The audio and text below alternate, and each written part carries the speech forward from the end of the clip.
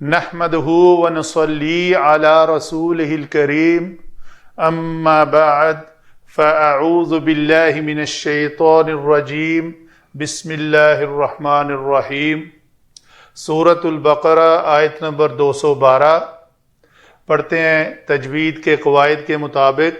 پہلا ہی کلمہ ہے ہمارا زین، تو زا کا جو مخرج ہے وہ دونوں دانت اوپر والے اور نیچے والے آپس میں ملیں اور پیچھے سے زبان کی نوک اس جگہ پہ آ کے ٹکرائے، تو یہ ہے زا کا مخرج۔ زا سین صاد، تو یہ حروف صفیریہ ہیں جن کا مخرج یہ ہے۔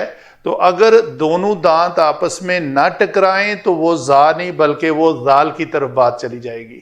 تو گویا زا کو ادا کرتے وقت دونوں دانتوں کا جوڑنا بہت ضروری ہے، اور اس میں شدت نہیں ہونی چاہیے، رخوت ہے، اس میں نرمی سے ادا ہونا چاہیے۔ زُيِّنَ لِلَّذِينَ كَفَرُوا الْحَيَاةُ الدُّنْيَا وَيَسْخَرُونَ۔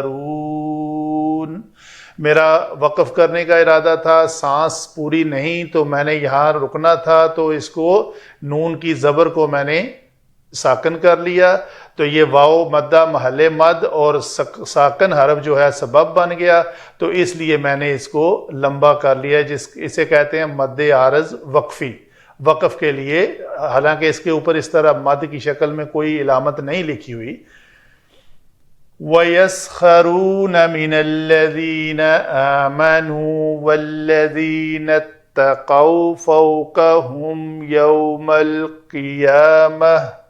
تا مربوطہ ہے اور اس کے اوپر وقف کرنا ہے تو اس کو ہائے ساکنہ بنایا میں نے، اور اسی طرح یہ دو لفظ واو لین ہیں، قاف زبر و کو، فا زبر و فو، جیسے لکھنؤ میں نو ہے، یہ ہے حروف لین کی پرفیکٹ ادائیگی۔ واللہ، واللہ، واو کے لیے شفتیں دونوں ہونٹ گول، اور اللہ اسم جلالہ کا لام جو ہے وہ پر۔ واللہ یرزق من یشاء بغیر حساب۔ یہاں پہ دو زیر والی تنوین ہے تو با کو ساکن کر کے ہم نے با کو قلقلہ بھی کیا۔ اگر یہ دو زبر والی تنوین ہوتی تو اس کو الف مدہ بنا کر رکتے۔ صرف 6 حرکات میں سے 2 زبر والی تنوین کے اوپر الف مدہ بنانا ہے، باقی سب 5 کی 5 کو ساکن کرنا ہے۔ یہ ہوئی جی ہماری تجوید کے بارے میں معلومات۔ آگے چلتے ہیں علم صرف۔ زُیِّنَ، یہ لفظ باب تفعیل سے ہے، زا یا نون مادہ سے، تو فعل فعل، تو اس کا باب تفعیل میں لکھ دیتا ہوں، تو یہ فعل ماضی مجہول ہے، باب تفعیل، یہ زا یا نون مادہ سے ماضی مجہول۔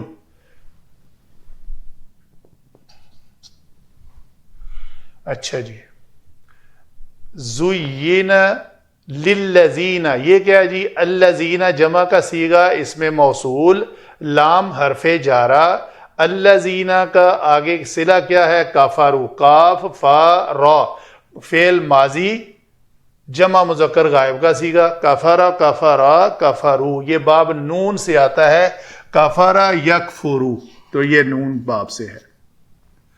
الحیات الدنیا، تو یہ دال نون واو مادہ سے داناوا پہلے بنا چکے ہیں، دنیا، اور حیات ہا یا مادہ سے حیات الدنیا، ریپیٹیشن نہیں ہوگی، تو یہ ہے، یہ کیا ہے جی؟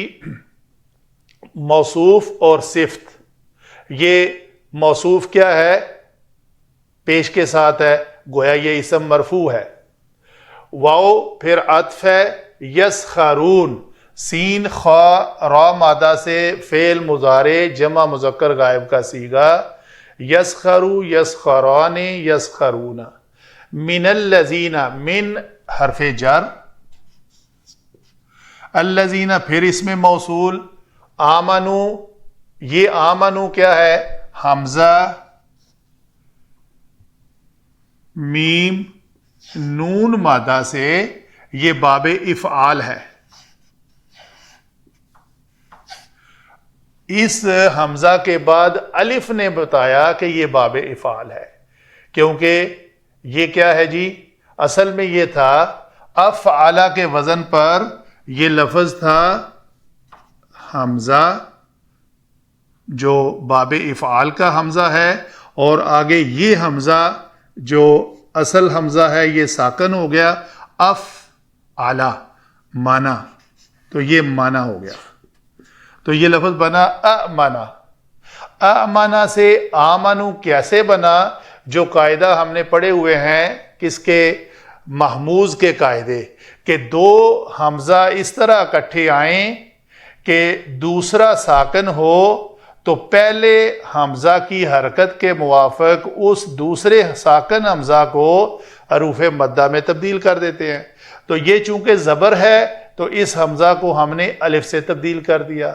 اگر یہاں پہ پیش ہوتی تو یہ واو سے بدل جاتا، اگر زیر ہوتی تو یہ یا سے بدل جاتا ہے. یہ بڑا پیارا قانون ہے، سب کو پتا ہے. تو یہ آمنا آمنا آمنو یہ ہوا. واو پھر عطف ہے، الذین اس میں موصول ہے، واو قاف یا مادہ سے بہت بار بنا چکے، اس پہ میں ڈسکس نہیں کروں گا. وقیا یہ شروع کے لیکچرز میں سورہ بقرہ شروع ہوتی ہے تو ادھر ہی ہے، متقین میں واو قاف یا باب افتعال سے اتقوا، یہ فعل ماضی جمع مذکر غائب کا صیغہ. فوق ہم، فوق اس میں ظرف ہے، فوق تخت یمین یسار، تو یہ فوق اس میں ظرف ہے، ہم ضمیر ہے، تو مضاف مضاف الیہ بن کر یہ مرکب اضافی. تو یوم القیامہ پھر اس میں ظرف ہے، یہ بھی مضاف اور مضاف الیہ بن کر مرکب اضافی. واو یہاں پہ استئنافیہ ہے. یہ بات مکمل ہوئی تو آگے ایک نئی بات بتائی جا رہی ہے. اللہ اس میں جلالہ مرفوع ہے یہاں پہ، اور یرزقو را زا قاف مادہ سے رزقا یرزقو نون سے آتا ہے یہ، تو یہ یرزقو واحد مذکر غائب کا صیغہ ہے. من حرف اس میں موصول ہے، یشاء یہ بھی بہت بار بنا ہوا ہے، شین یا حمزہ سے شایا آ سے شاء یشاء یش یا او، تو یا جو ہے یا نے اپنی حرکت ماقبل شین کو دی تو یا الف سے بدلا تو یشاء بنا.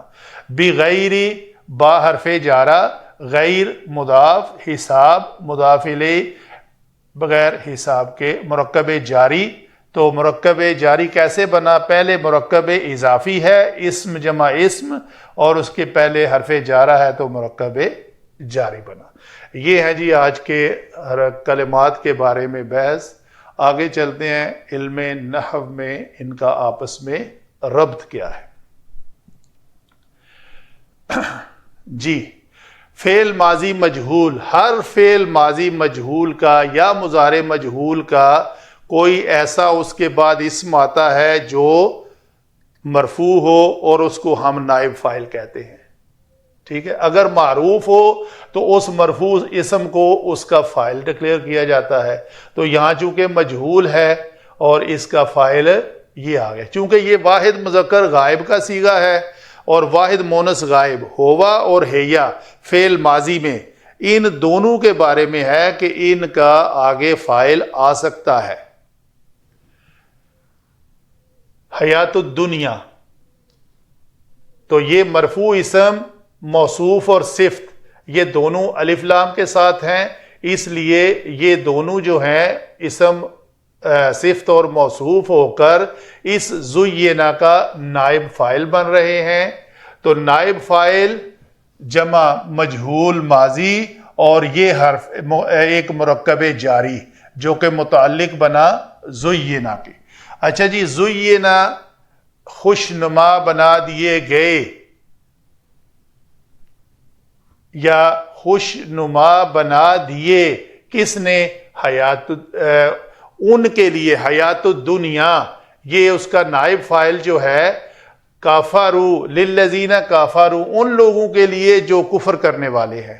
تو ان کے لیے دنیاوی زندگی جو ہے وہ خوشنما بنا دی جاتی ہے۔ آگے ہے واو عطف ہے، ایک اور کام بھی ہوتا ہے، اس یسخرون کا معطوف جو ہے وہ زینا ہے، اور فعل کا عطف فعل پر ہوتا ہے، تو یہ ہے کہ وہ مذاق اڑاتے ہیں۔ آگے یہ جملہ جو ہے فعل اور فاعل، یہ واو جو ہے یہ ہے اس کا فاعل،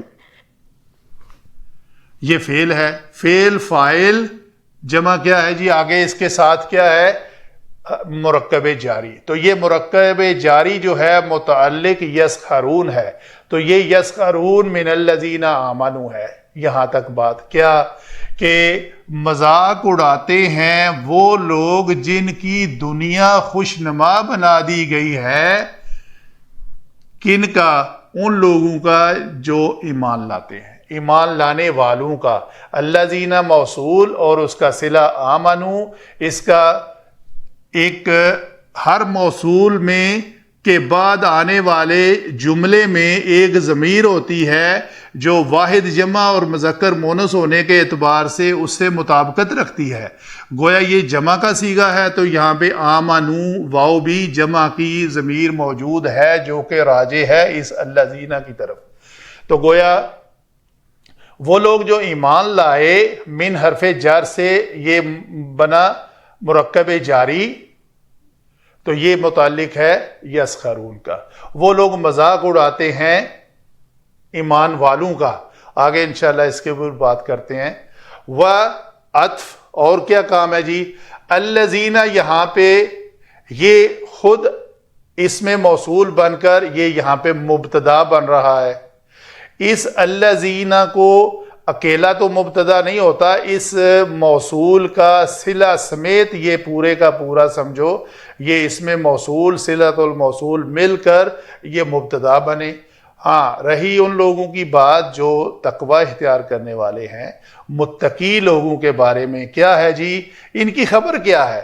خبر علماء لکھتے ہیں آگے کوئی جملہ، واو تو آگے بات استئنافیہ ہے، اس سے پہلے ہم نے اگر اس کو مبتدا کہا تو مبتدا کے بعد اس کی خبر ہونی چاہیے، تو مبتدا جو ہے وہ مرفوع ہوتا ہے اور اس کی خبر بھی مرفوع ہوتی ہے، چاہے وہ جملہ کی شکل میں آئے چاہے وہ شبہ جملہ کی شکل میں آئے۔ تو ایک تو ہے کہ فوق ہم، یہ اس میں ظرف یہ مرکب اضافی بنا، تو یہ مرکب اضافی جو ہے علماء لکھتے ہیں کہ اس کی ایک محذوف خبر جو ہے وہ نکالنی ہوگی، اس کے یہ متعلق ہے۔ وہ محذوف خبر کون سی ہے؟ لفظ کانا سے کائنون، وہ ہونے والے ہیں۔ کانا بی واز بن کے معنی میں آتا ہے، تو کانا سے فاعل بنا کائن، جیسے قاتلہ سے قاتل، کانا سے کون مصدر سے کائن، وہ ایک ہونے والا، قائنون وہ سب ہونے والے، یعنی فاعلون کے وزن پر، قاتلون کے وزن پر تو یہ لفظ بنے گا۔ تو یہاں پہ ایک محذوف خبر ہے، الذین اتقوا کائنون، ہونے والے ہیں، کب؟ جب قیامت آئے گی۔ فوقہم، یہ ہوم ضمیر جو ہے یسخرون کے واو فاعل کی طرف لوٹ رہی ہے، یا زینا میں جو یہ الذین کفروا میں یہ واو جو ہے فاعل ہے اس کی طرف جمع کا۔ تو یہ جو جمع کا گروپ ہے یہ فوقہم سے مراد وہ لوگ ہیں کہ اس وقت تو اس دنیا میں یہ ایمان والوں کا مذاق اڑا رہے ہیں، اور جب قیامت آئے گی تو تقوی والے، تقوی اختیار کرنے والے، اس دنیا میں متقی لوگ جو تھے وہ اس دنیا میں جا کر ان لوگوں کے اوپر ہوں گے، عالی مقام ہوں گے، سر بلند ہوں گے، جو بھی لفظ یوز کر لے۔ اچھا جی، یہ کب ہوگا ایسے؟ الذین اتقوا فوقہم، یہاں تک تو بات چلی۔ یہ سارا کچھ ہونے والا موقع محل کون سا ہے؟ اس میں ظرف مکان کون ہے؟ وہ یوم القیامہ ہے، قیامت والے دن ایسا ہونے والا ہے۔ آگے چلتے ہیں جی، واو استئنافیہ، اللہ اس میں جلالہ مرفوع ہو کر یہ مبتدا ہے، اور آگے یرزقو فعل اور فاعل، اس میں فاعل کون ہے؟ یرزقو میں فاعل ہوا ہے، یہ ہوا یعود علی اللہ، جو اللہ کی طرف لوٹ رہی ہے۔ یرزقو من یشاء، من یشاء میں جو ہوا ضمیر ہے وہ بھی اسی اللہ کی طرف ہے جو مبتدا ہے۔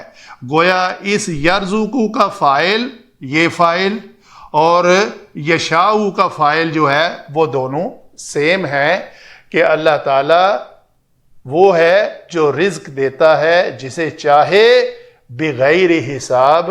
یہ مرکب جاری ہو کر متعلق یرزقو بنا، گویا یہ ایک جملہ مکمل بن کر جملہ جو ہے وہ خبر بنی، کس کی؟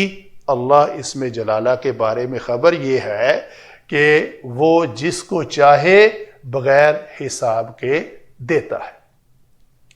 اس آیت کی تفصیل میں ایک حدیث مبارکہ ہے جو کہ ہے اس دنیا کی حقیقت کے بارے میں، لو کانت الدنیا عند اللہ جناح بعودۃ ما سقى کافرا منها شربۃ ماء، یعنی اگر اس دنیا کی حقیقت اللہ کے سامنے ایک مچھر کے پر برابر بھی ہوتی تو کافر کو ایک گھونٹ پانی بھی نہ دیتا۔ تو گویا اللہ تعالیٰ نے اس دنیا کو غیر اہم قرار دیا ہوا ہے۔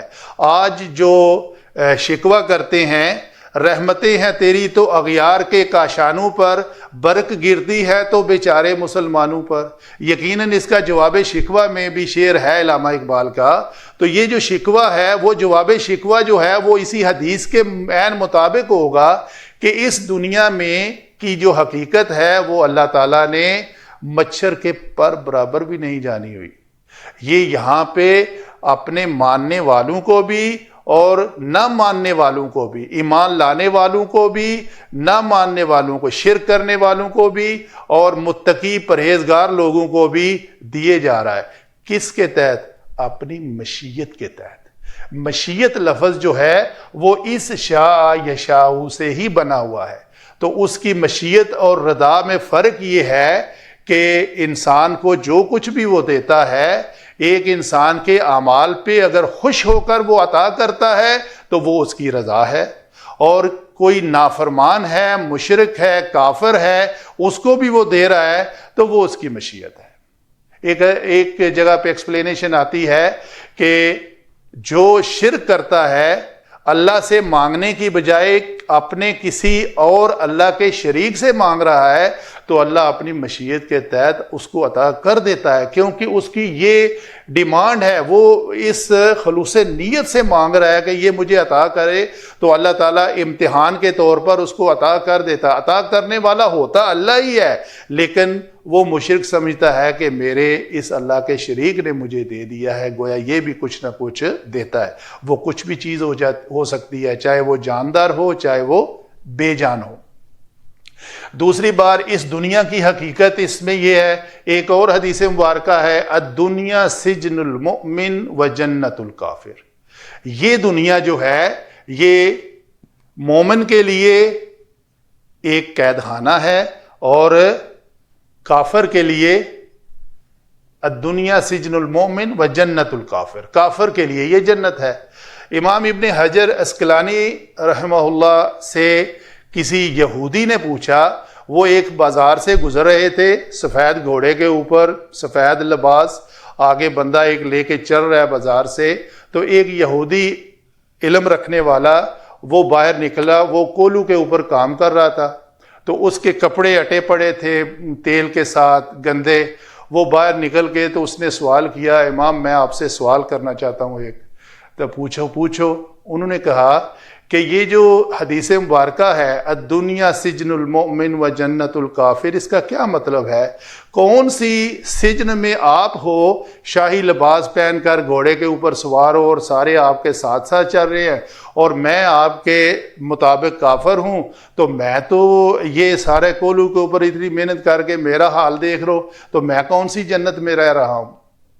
تو اس کا جواب انہوں نے یہ دیا کہ اس دنیا میں جو کچھ بھی کافر کو مل رہا ہے اس کے اس اعمال کے بدلے میں جب آخرت میں اس کو جہنم سے سامنا ہوگا تو اس وقت وہ کہے گا کہ میں تو کس جنت میں رہ رہا، یہ کہاں آ گیا میں۔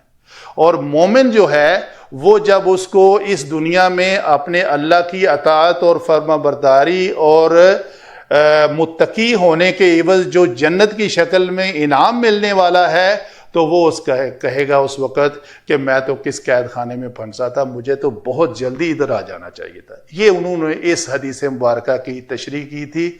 اللہ تعالی ہمیں قرآن پڑھ کر عمل کرنے کی توفیق عطا فرمائے۔